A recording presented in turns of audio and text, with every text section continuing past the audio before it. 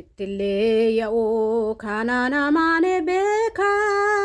inaari fadhoo naaf qabdaa akeeka ittiin tolaa isaa sassaagaan koo araara dhugaa Yesuus jireenyi koo araara dhugaa Yesuus jireenyi koo gamaana taa'ee si argee Xibraados gamaasitti ati abbaa hundumaa suuraa gabaashaniiti amala namaa hundaa si qofatu danda'a waaqolii hundaa keessaa maaltu amma kee gahaa eenyuutu amma kee gahaa ittillee yaa'oo kanaan amaane beeka inaari fadhoo naaf qabdaa akeeka ittiin tolaa isaa sassaagaan koo araara dhugaa Yesuus jireenyi koo araara dhugaa Yesuus jireenyi koo bariidhaan lafaa ka'ee mana keetti fiiguun koo icciitii garaa kootii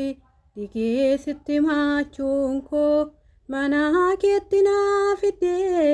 yaa waaqsitu naatis kee gooftaa si faarfachuun koo hundaa na dandeessisee hundumaa na dhiisisee hundaa na dandeessisee hundumaa na dhiisisee ittillee yaa'oo kanaan amaane beeka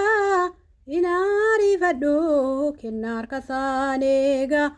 ittiin tolaa isaa sassaagaan koo araara dhugaa Yesuus jireenyi koo araara dhugaa Yesuus jireenyi koo maaliinuu sin qixxeessu hundaarra si fo'adhaa jaalalli kee naaf addaa kanaaf sin maraarfadhaa jireenyi koo si biraa hin waaqessu kan biraa manni koos mana keetii gaaddisa baraa baraa galgalli koo si biraa gaaddisa baraa baraa galgalli koo si biraa ittillee yaa'oo kanaan amaane beeka inaari fadhoo naaf qabdaa akeeka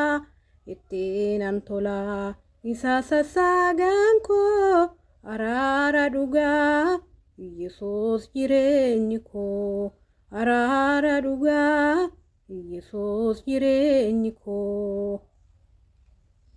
ittillee yaa'oo kanaan amaane beeka inaari fadhoo kennaa harka isaan eega ittiin tolaa isaa sassaagaan koo araara dhugaa